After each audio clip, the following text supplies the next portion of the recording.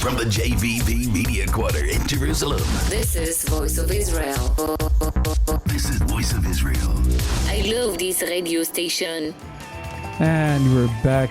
You're listening to Voice of Israel. I am Daniel Seaman with the Weekend Review with my co-host, Shalom Daniella.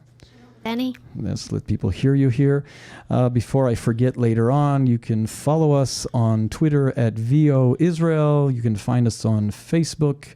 You can find me on Facebook. I don't know if Daniela wants people to find her on Facebook. Yeah, you can find me too. Yeah, Daniela Julia Traub. Exactly, and, name of my grandmother. And we'll get to that someday, but not today. We ended the last hour talking to Yuri Gankin on the situation on the vote in England, and the fact that behind that vote wasn't just an innocent vote, and not because they are politically motivated, but there are groups. In this case, the Labour Friends of Palestine in England, and just like many other groups, European groups, and I thought that based on what went on in England and the week before in Sweden, and there's a movement in Italy right now, and there's all these movements. Suddenly the Europeans are so concerned about what's happening, not with Ebola, not with Syria, not with the Islamic State, not with the murder of and the persecution and genocide of Christians or the Yazidis in Iraq, but once again, they care about the poor Palestinian people. And I thought this would be a wonderful time to bring back one of our best guests and our special guests, Tuvia Tenenbaum, who is the author of the #1 selling book in Israel for, 5 weeks already. 5 weeks running. The #1 selling book in Israel. His book about his escapades as a German journalist, which he is. So basically, he wasn't that much of a undercover. He was being himself, and he went and spoke and met in Israel with to get an inside idea of what has been going on or how things are being covered, both by the media and by these international groups that are here to help the Palestinian people. And he spoke to many people. He spoke to Jews and Arabs and Christians and Muslims and just opened doors with Palestinian leaders and Jewish leaders, and had some wonderful insights, all put in this book that is out in Hebrew right now. And as I said, the #1 selling book in Israel for 5 weeks running, called Catch the Jew, Tfos et HaYehudi. He's also the author of I Slept in Hitler's Bedroom. I sleep in Hitler's room. I sleep in Hitler's room. Wow, that's something that I don't think a lot of people would. But that was out in English. It's his first book. We went undercover to expose Germany today. And I asked him to come back to talk. He's on his way to Germany soon, and the book is being prepared to be out in English in the future. And this is a wonderful book with the wonderful insights. He doesn't make up anything. It's your conversations with people here in Israel, one of the major stories in the world, and you're talking to people and you're letting them basically say what they think. Yeah. That was the essence of the book. That's the essence. Correct. Yes. So first of all, thank you for being here. It's for inviting me again. Oh, it's a pleasure. Thank you very, very, very much. Now, but this is what the book is about. Exactly what you said. It's a conversation with people. It's a story. It has a beginning, middle, and end in a non-fictional way, of course. And it's about what happens, what the people here think, how they think it. And it was great to do it. It was not easy all the time to do it. First of all, you have to pretend you are not who you are to an extent. Meaning, I don't tell them I'm Jewish. I don't tell them I have an Israeli passport as well. But other than that, everything is correct. But that shouldn't have any But it shouldn't happen anywhere. I didn't hear any other journalists who say I am Christian or I am this or I am that. So when the people attack me, some of them, why didn't you present yourself as you are? I presented myself as I was and as I am. My name is, I said it in a Germanic way instead of Tuvia. It's Tobias, the short is Toby. I write for a German paper, I write for a German publication. So, Toby min Almania, Toby the German from Germany. Toby, so how didn't they catch the Jew? How didn't they know you were Jewish? Well, in order to understand it, it's very simple. First of all, you have to understand the people. You have to understand the culture. One thing, you have to know Arabic. For example, you talk to Arabs. When you talk to Jews, you have to know Hebrew. You have to understand the language, but more than understanding of a language, you have to understand the culture. You have to understand as you go, as you talk, what kind of humor they like, and then you have to disarm them. The first time, you tell them you're a journalist, you tell them you're writing a book, but then comes a point you have to disarm them. If you know the culture, you can tell the right joke, you can say the right thing. You're breaking the ice. You have to break the ice. The moment you break the ice, you become friendly, and I'm a fat man, a teddy bear. I love people, whoever they are. So it's very easy for me to break the ice. And the moment you break the ice, you are done. But why would they trust you? Why not? Why not? A guy comes to them. For example, let's start, the first one in the Palestinian world, I got to Hanan Ashrawi, to a Jewish lady in Hamburg who is supporting Hanan Ashrawi. And she wanted me to meet Hanan Ashrawi because she's the greatest lady in the Middle East. So I got to meet her. Hanan knew who I was. We went together. This is my wife, Izzy. We went together with my wife. And now we are with Hanan Ashrawi. We talk to her. She likes my questions. She likes, my jokes or whatever. And then at the end, we hug and everything looks nice and we smile and we hug and we embrace. And the people in the office see that in Ramallah. And they say, do you like to see more Palestinians? Yes, of course. As many as you have. I would see everybody. Would you like to see Jibril Rajoub? Oh, yeah. Major General Jibril Rajoub, of course. Would like to see the spokesperson of the spokesman of the Palestinian government? Yeah, of course. We'd like to see this. We'd like that. And now, so what should we tell them? Toby would like to see you. Toby, that's nice. So, and then I become Toby the German who comes from the office of Hanan Ashrawi. And from there on, I am Toby the German, and I go around, and I zurem. I flow with them. You go with the flow. I go with the flow. Exactly. I go with the flow. They go with the flow. I understand them. They understand me. And by the end of the day, with humor, you break every ice. And if you are funny enough, not me personally, but if you're funny enough, you make funny jokes, and you befriend people, and you love people, they see it and they feel it. They don't have anymore to go to Google to see who you are. They don't need it anymore. Because now they rely on the runner. At some point, Jibril Rajoub, for example, told me one day, he says, Toby, from this day on, your name is no longer Toby. And I'm thinking, this guy is the boss of he was like the top of the spy master of Palestine. Yeah, he's the Secret Service. I says, I'm sure he's not going to say your name is Tuvia. And he goes like, from this day on, your name is Abu Ali. And I became Abu Ali, and all these people around, Abu Ali, this is the Kareem, the respected, the courageous, the name he gave Adolf Hitler. So I replaced Adolf Hitler today. I feel good. You slept in his bed already. Yeah, it's great to sleep on his bed. You look up, and I sleep on his bed, and I say to myself, Adolf, if you are there, you are now Abu Ali. I am here in your room. He's also the head of which is stunning. He is the head of the Palestinian Football Association. He's the head of Football Association, he's the head of the Olympics, he's the head of everything Palestinian. But by the end of the day, once you get to know him, you see what he is doing it. This is a trick to get money from all kinds of organizations. He has a big pocket of money. So it all comes down to money. He brings people from abroad. It has nothing to do with football or with soccer or with whatever you want. Nothing to do with anything. He has the money, he brings them in, puts them in nice hotels. Then he tells them how bad the Israelis are, how bad the Jews are, how horrible everybody is. But that's what it's all about. That's what they were concerned of. That's why they didn't care if you were... The moment you weren't Israeli or Jewish, they felt they could do... Look, they put on a show. And it's a German publishing company, Socamp. It's a German paper that side. Both of them are center-left. And they love Germans. As one told me, many of them, but once in Rajoub's room, in Rajoub's house in Jericho, he said to me, we are all German. Our blood, you and us, is the same. German blood. Yes, of course. But it's not only about the Arabs. You visit there, you speak to Merav Michaeli and Ayelet Sheked.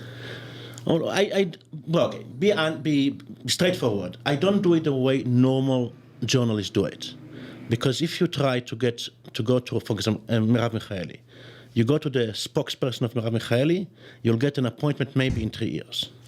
It doesn't work like that. So you go to the Knesset, to the parliament, and I see people who look like they are Knesset members.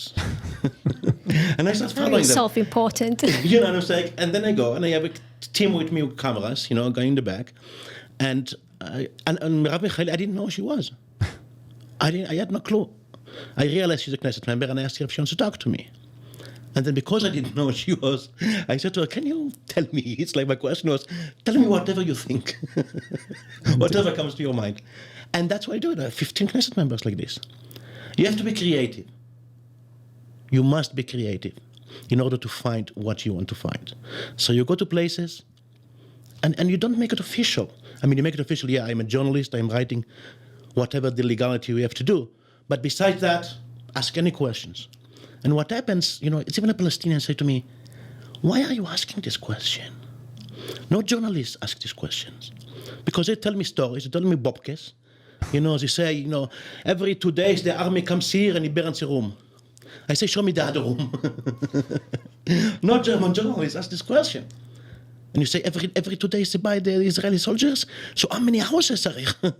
Show me all the dead rooms, all the black rooms, all the this. And they're like, why are you asking this question? And I say, why not? I say, because no journalist asks this question. So it's interesting. And then I also saw what the European journalists are doing here, which is a crime in my mind. They try as much as they can, like a guy from The Economist. I caught him red-handed, in Majdal Shams. He's trying to get the Druze to tell him that the Jews do not provide gas masks to non-Jews, to Druze. The guy doesn't say it to him. And he asked another question, maybe I can get it. So it's true that if you were a Jew, I said, I don't know, I don't know if the Jews got it or not. In this area we didn't get it. But it is possible, of course, that the Jews got it and you didn't get it. So can we say in your name that the Jews don't get it, only the Jews get it and only Druze don't get it? It's like fake. Everything is fakery. It's like amazing what they're doing here. It's horrible. It's not journalism. Nothing is based on facts. They have made up their mind before they came here, and they have a mission to portray you, Jews, in the worst light possible. We'll stop with that for a moment. We'll go to station identification. You're listening to Voice of Israel. Week in Review. We have our guest today is Tuvia Tenenbaum, the author of the best-selling book in Israel for the past 5 weeks, Tfos Yehudi, Catch the Jew. As you just ended in saying that this is what they're here to do, if it's the international organizations or the international media. We'll be right back. This is the Voice of Israel. Voice of Israel. And we're back. You're listening to Voice of Israel. I'm Daniel Seaman, and together with Daniella Traub, the Week in Review, our guest today is Tuvia Tenenbaum, the author of Tfos Yehudi, Catch the Jew, the best-selling book in Israel for the past 5 weeks. And as you're sitting here and describing it, I can understand why, because many Israelis and many supporters of Israel, many listeners to this station, have had this feeling for a very long time that a lot of what they're being, at least supposedly being reported about, is something that a lot of these journalists have come in with a preconceived notion. The Palestinians are getting a lot of money. Palestine, the Palestinian issue is not a human rights issue, but it's a money, I don't even want to say money laundering issue. It's it's an issue that brings in a lot of money for Jewish organizations, certainly for Palestinian organizations. But before I ask that, I want you to talk about that for a moment, because you mentioned that in your book. But I also want to get one of the things that I saw, and we had a discussion, Daniella and I discussed this today. You talk about the Palestinians, you talk about the Israeli left wing. The Palestinians that have this, they do understand, they know exactly what they're doing, whereas the Israeli left wing seem to be completely clueless about a lot, or maybe even lying to themselves. But then you have the international organizations, and then you also talk about Hasidic Jews, and you talk about the extreme right wing in Israel. And I see this thread that goes through all these different organizations. I don't want to call them sheep, but I don't have another description for it. But you have these masses that are looking for answers, And then you have the charlatans, these people who are deceiving them, the ones who are making the money. There's a lot of money to be made here, whether it's for religious reasons, whether it's for political reasons. And I saw that underlying thread. I think Daniella will agree with me that it seems to be very similar through all these different organizations. You have those who are manipulating the masses. Am I correct in seeing that in what you're describing? Yes With the no. exception of the cats. The cats seem to be the only ones who are smart. Yes and no. Yes, they manipulate the masses. Yes, correct. Do they do it for the money? I don't think so. They get a lot of money. Yes, they do. You're talking about the Israeli organization, especially the NGOs, the human rights, whatever. They do it because there are Israelis on the left and far left who are very much self-hating. They cannot stand anything Jewish. I don't blame them. It's part of, first of all, it's psychological problem. It's a mental problem. Number two, I understand the problem. For 2,000 years, Jews have been persecuted. For 2,000 years, Jews have been told they are the worst. Just in last century, 1/3 of the Jews was gone. Now, what happens here is that some people cannot handle it. And you have a Stockholm syndrome to some people. And they say, if everybody around here says that I am bad, that I am ugly, that I am a thief, that I am a murderer, that I am a horrible, shrewd person, money-grabbing, I am. And now what can I do to cleanse myself of it? And what do they do is catch another Jew doing something wrong. Join the ones that hate people, the people who hate Jews, the Europeans, in this case, for most part, and the most part Germans who are operating here, and catch another Jew. They are driven. That makes them feel better. That makes their ugly skin look better. So it's not a question of money for them. It's not a question of money. It's not just money. No, it's not. They really believe it. Like I remember when I talked to the person, Sarit Michaeli, the spokesperson of B'Tselem, and we are supposed to meet Atif, because I asked, I want to see how B'Tselem works, as they do from beginning to end, as they collect data. I said, oh, you have one of our top researchers named Atif. You'll meet him in the Judean desert. It's like, are you nuts? In the desert, I'll meet him. Give me work. And I go, oh, but he lives in Jenin. And I said, okay, I can go to Jenin. I said, oh, I forgot you're not Israeli. Mm-hmm. You can go to Jenin. Oh, Jenin. Jenin. I'm so jealous that you can go to Jenin. What a beautiful place, Jenin. Jenin. And I'm just like, is she like a mental case? Yes, she is. It's like Jenin is the most beautiful place on the planet. Hello. This is crazy. And then you have these Europeans who put in money, either gives it to Israeli NGOs or brings their own people to do it here. They hook up with these Jews because all the time anti-Semites, it helps anti-Semites to find another Jew who says it. Because if you say it, that all the Jews are horrible, I didn't say it, I just give you money. They can hide behind that. And then I'm not anti-Semites. Look, the Jews say that. Then they play like a little shepelech. Like sheep, we're not doing anything. We're, very naive. The Jews say that they are the most horrible people. Probably they are. What is the bottom line you want people to understand, not in Israel, but abroad when the book will be translated?